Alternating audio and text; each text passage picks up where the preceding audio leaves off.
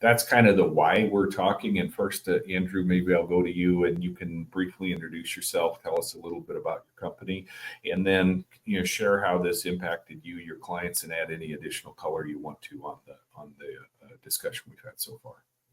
Sure, absolutely. Thanks, John, for having me.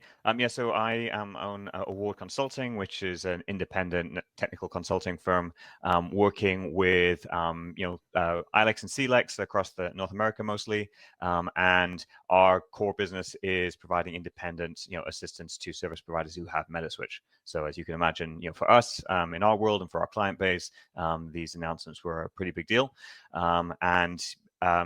yeah, I mean, we have about 80, service provider clients who are all, nearly all, have Metaswitches in their networks. So we were getting a lot of calls when this happened. A lot of people reaching out saying, "What does this mean? What do we do?"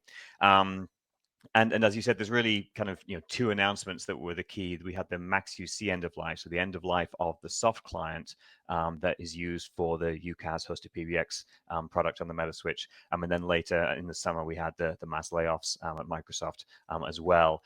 And from our clients' perspective, I think there were lots of worries. What does this mean? Obviously, MaX UC by itself not being available, and the AMS platform, which provides the messaging infrastructure.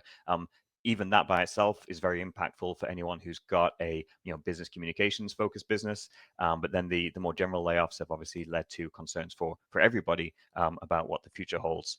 And yeah, I mean we'll get into kind of more what this all means, but I think the conversations we've been having really revolve around, okay, you've got the Metaswitch as a Class 5 platform, as a switch, with PSTN interconnections, the Metaswitch for residential services, and then you've got the Metaswitch as a pretty mature, pretty well-rounded business services platform.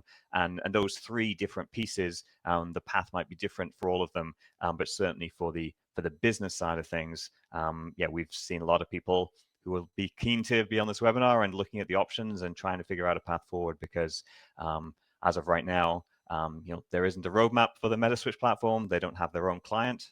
There are other clients you could look at, but yeah, definitely people who are focused on the business side of things really need to figure out a plan.